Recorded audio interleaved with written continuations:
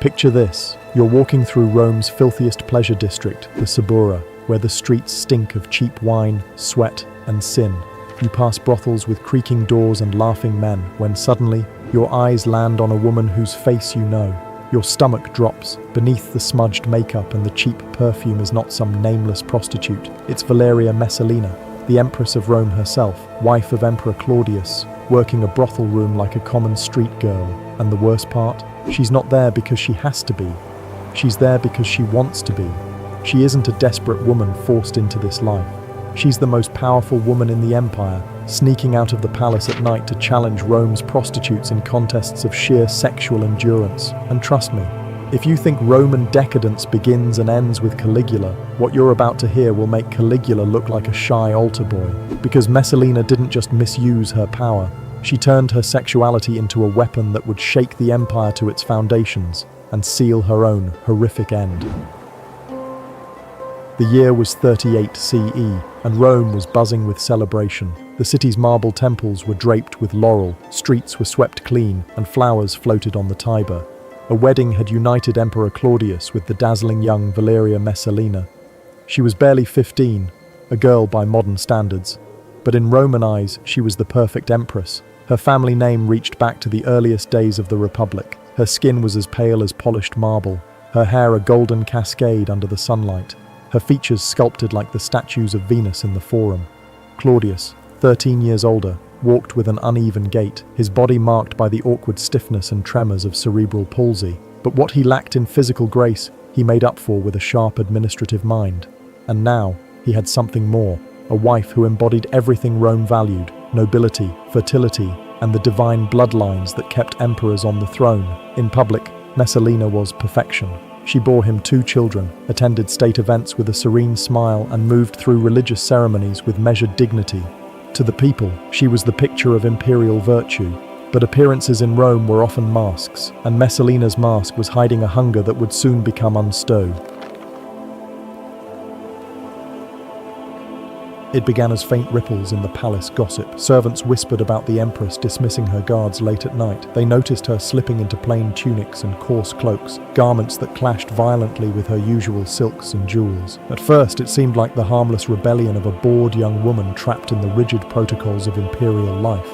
But those who followed her found she was not wandering Rome's elegant streets. No, she was descending into its rotting underbelly, the Suburra. The Suburra was a tangle of narrow alleys and cheap taverns. The air stank of spilled wine, cooking oil, and human waste. Oil lamps flickered over the red-painted doors of brothels where women lounged in thresholds, calling to passing men. Messalina didn't just walk through, she studied. She watched how prostitutes tilted their heads, how they touched a man's arm just enough to hook him, how they bargained over price and time. She memorized faces, routines, and the hierarchy of Rome's sex trade, from street corner girls to high-priced courtesans with wealthy patrons. This wasn't idle curiosity, it was preparation. The first fall. Her descent into the Suburra's world took its first step during Saturnalia in 40 CE. Saturnalia was chaos incarnate. Masters served slaves, rules dissolved, and drunken chants echoed through the city until dawn. People wore masks, traded clothes, and gorged themselves on food and sin. While Claudius led the official rites, Messalina slipped away. Dressed as a commoner, her golden hair hidden under a dark wig, she approached a brothel whose door hung half open, spilling warm light and the smell of incense onto the street. The brothel keeper, a sharp-eyed man with gold rings on his fingers and the face of someone who had seen every kind of depravity, sized her up. She offered herself for the night, no pay required. Thinking she was some rich woman seeking a thrill, he agreed. What happened next left the women there whispering for months. Messalina didn't just work, she dominated. One man after another, without pause, without fatigue.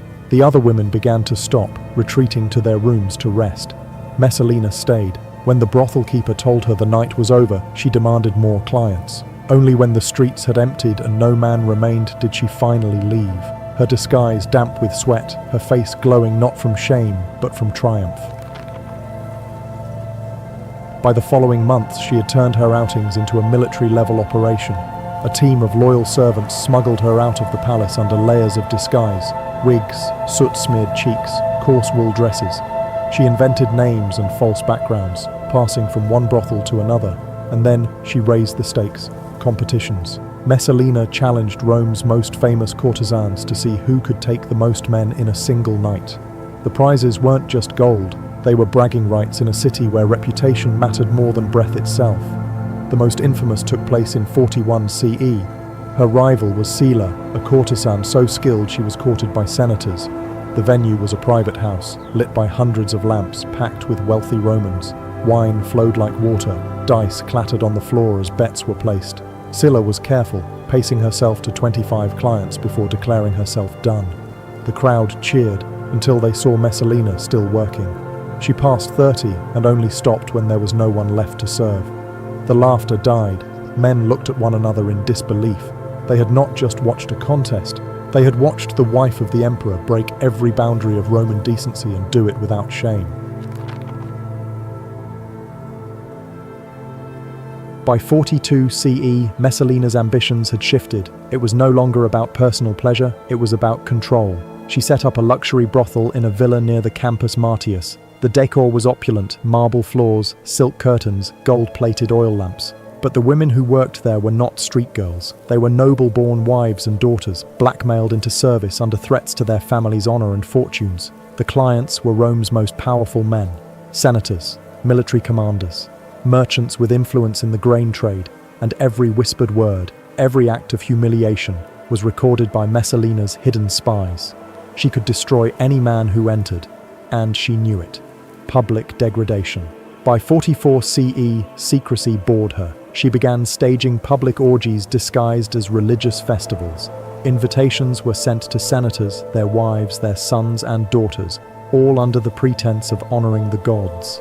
The gatherings began solemnly, with hymns and offerings at the altar. But soon wine was poured, clothes loosened, and the ceremonies dissolved into a frenzy. People who thought they were attending a pious event found themselves trapped in a performance of degradation they could never admit to. It was genius blackmail. The shame was a leash she could pull at will. Then, in 48 CE, she committed the act that even Rome could not forgive. With Claudius away in Ostia, Messalina held a full legal wedding to her lover, the young and handsome senator Gaius Silius. It was public, witnessed, and binding under Roman law. She wore the bridal veil, offered sacrifices, and signed the contracts. She called herself his empress, issued orders in his name, and began speaking as though Claudius had already been replaced. When Claudius learned the truth, he thought it absurd, until evidence flooded in. He rode back to Rome with troops, finding Messalina in the palace gardens still celebrating. Witnesses say her face drained of color as she realized the game was over. Her execution was swift. Her name was erased from monuments, her statues destroyed, and her memory condemned by law. The woman who ruled Rome through lust had been erased from its story.